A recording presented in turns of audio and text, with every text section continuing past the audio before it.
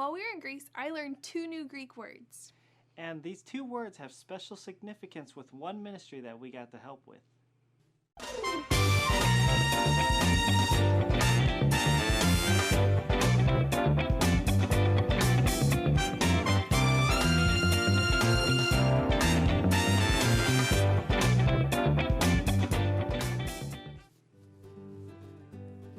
Hi, welcome to Around the World with Joshua and Alyssa. Thank you for joining us, and we are going to show you something else in Lisbon, Portugal, something that we saw on our way out of Lisbon to go to the coast, and that is a place called the Belem Tower. Or a cool castle.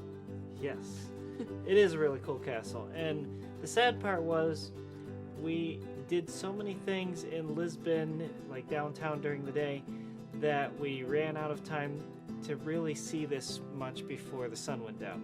So we got a few pictures really quick, and we were definitely too late to get to go in and see it, which would have been really cool, because I've seen some pictures of it since being there, and it looks really cool on the inside. Like, the outside is nice, but the inside's really cool. It also looks relatively small, but I want you to pause and look at the bottom and see the people, so you can get like some perspective on how big it actually is. Yeah. Now, relatively speaking, it is small compared to maybe some other castles we've seen before. Yeah. But it's still good, a decent size. So the Belem Tower is also called the Tower of Saint Vincent, and it's from the 16th century. So now it is, what, 500 some years old? And it served as a place for people to basically to get into Lisbon, Portugal. It was built during the height of the Portuguese Renaissance, and it was built from limestone and is about 100 feet tall. And so, yeah, when you look at the people there, you can kind of get a sense of how big it is. But it may not look like it, but it's actually built on a little island. And when the river is high enough, it is completely surrounded by water. When we went there, it was not. Like, we could have, tide was out. Probably. we could have walked up and touched the building if we wanted to.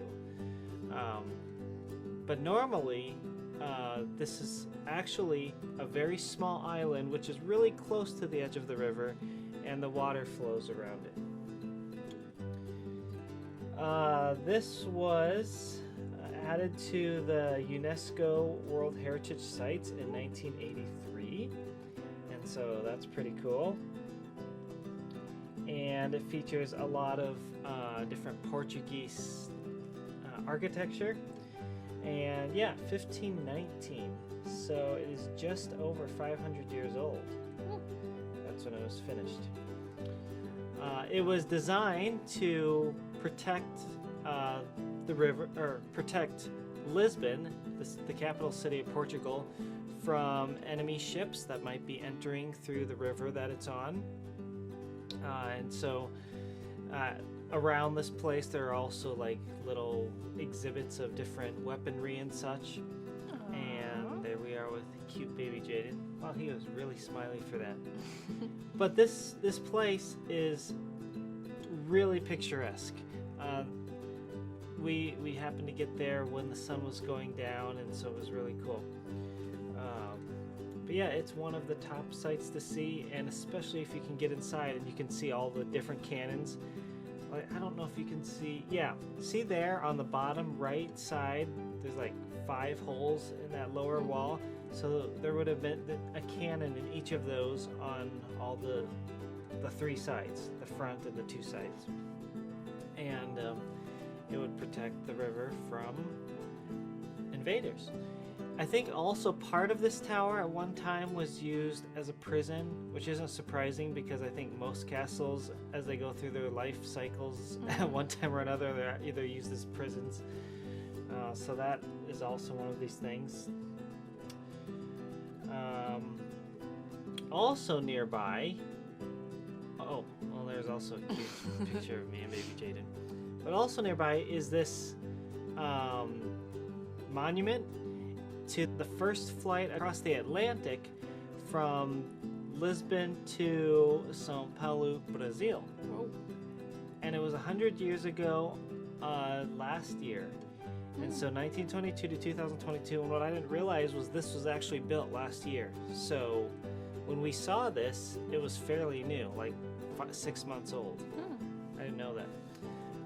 But yeah, this is to commemorate that first flight across the Atlantic from here in 1922.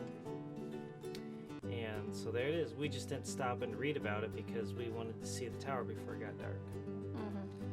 So yeah, one of those places in Lisbon that's a popular tourist site, and I just wish we had more time to look at it. Yeah, so we definitely should have planned to get there a little earlier. I feel like, but the first time you go somewhere, you have to learn all of that anyways. I think we were going to be there earlier, but we got stuck trying to find that castle that we never could get to. That's true. And so then when we were going here, we were just trying to get there as quickly as possible while there was still a little daylight left. Yeah, and parking was a little bit tricky too. Yeah. I feel like. Okay, well, I have some more missionary story. We left off with Isabel asking her mom a really big question, and we were waiting to hear what her mom's response was going to be. I remember Isabel had been learning from this missionary about the Lisu people from China and how they live up in the mountains, kind of on the edges of the cliffs, and Isabel felt like this was a group of people that she really needed to share the good news of the gospel with. So she went back to her home, and she asked her mother if she could go be a missionary there.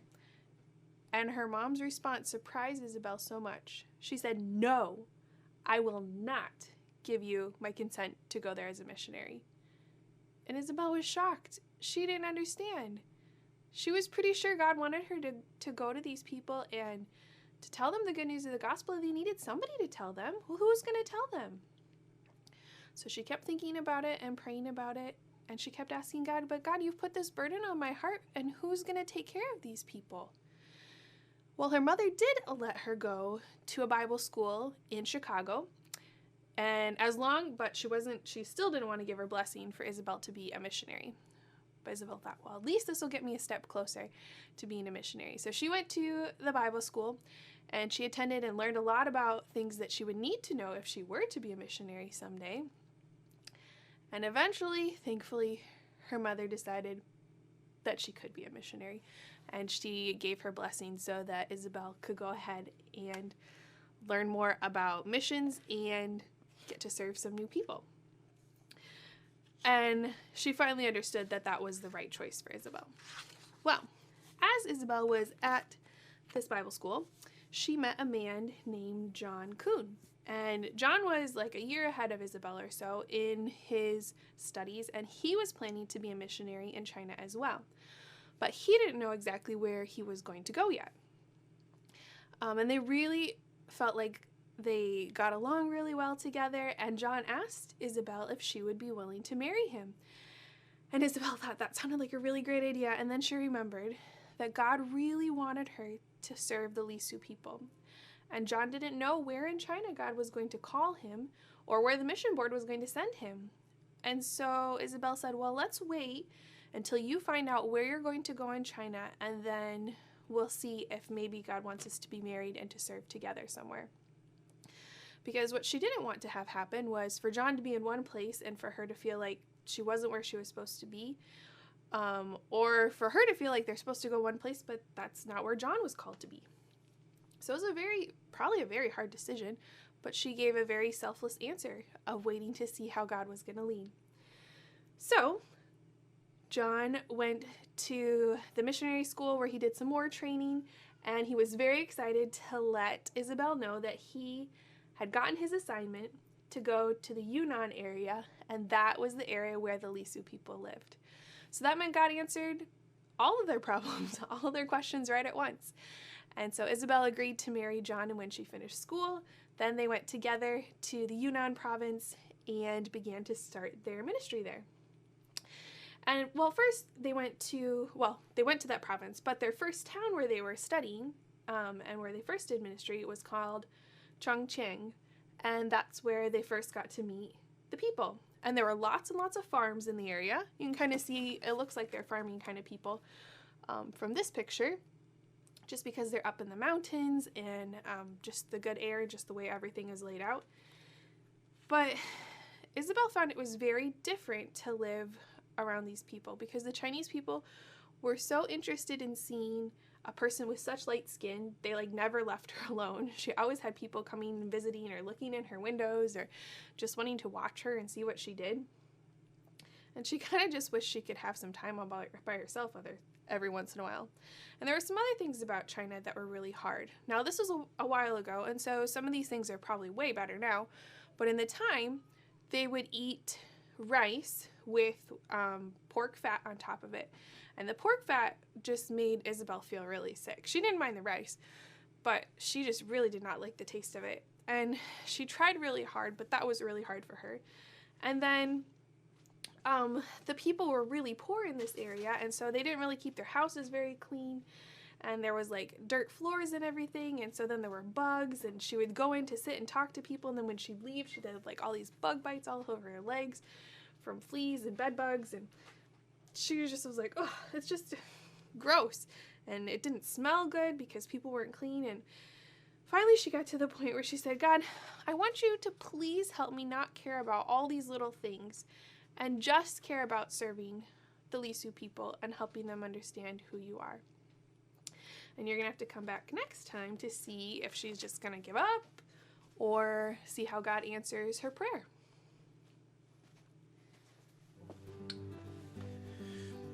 That would be really hard for me too.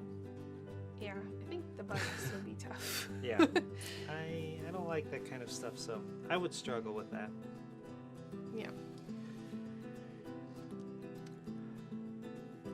All right.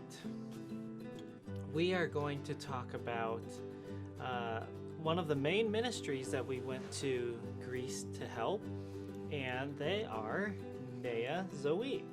2 new Greek words. Yep. So would you like to explain what they mean and what you learned about it? Yeah. So Nea Zoe stands for new life in Greek.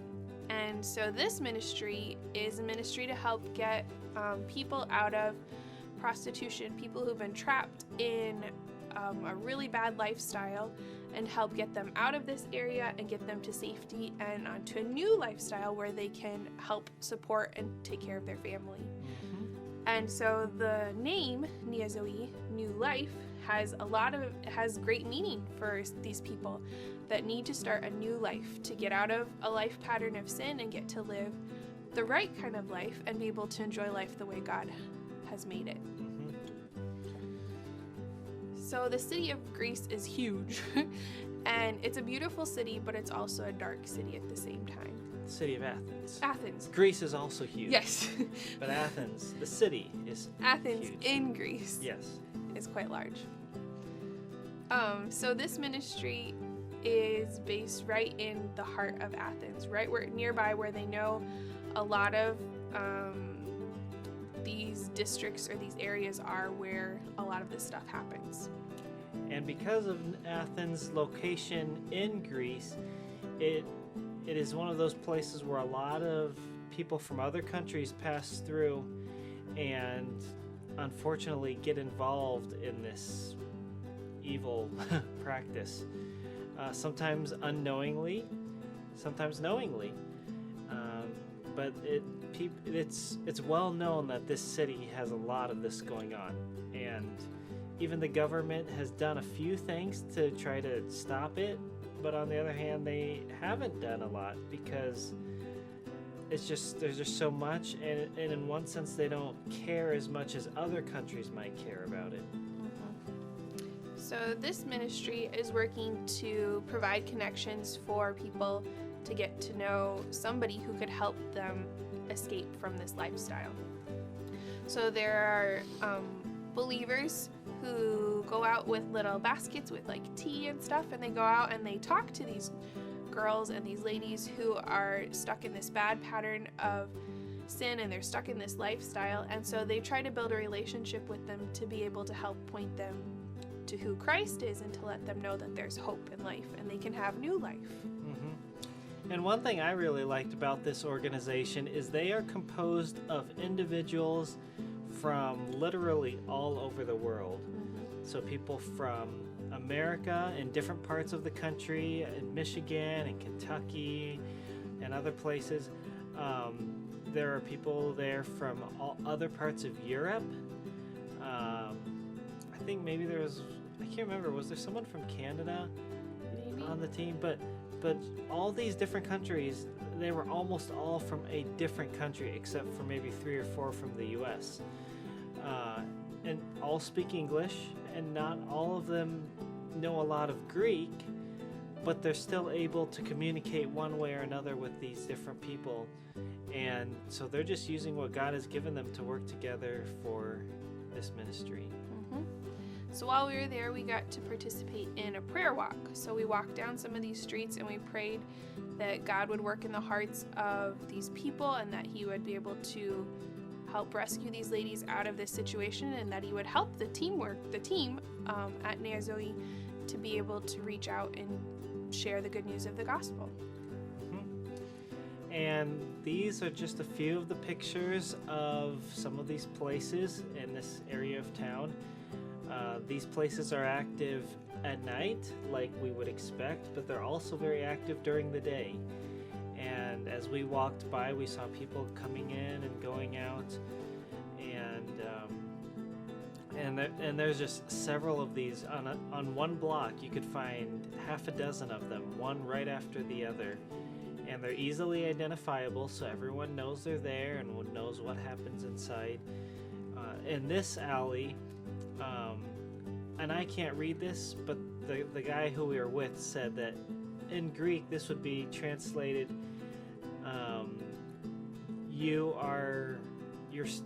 you're stuck in this lifestyle, but there is a way to get out. That's a rough translation, but that's basically the concept. And here, this was on more of a busy street with cars that go by. There's another one there in the background, and here we are doing our prayer walk, and on the right side is another one of these places, and I actually saw someone come out of there.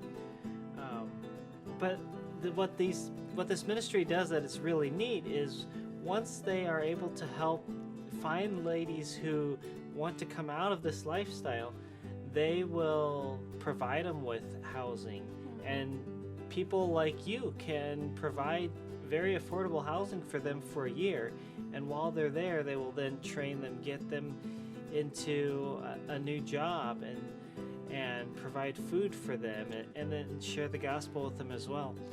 And we talked about Threads of Hope a few weeks ago, and Threads of Hope is one of those ministries that was born out of Nea Zoe, and eventually grew into something that was even bigger than just what they were doing, but that was one of those things that came from their ministry. There's another one called Bejeweled, where women learn how to make jewelry, really nice jewelry, as a job. And so they're still looking for ways to continue to grow this ministry and get more exposure, because this problem that they're trying to help with is huge.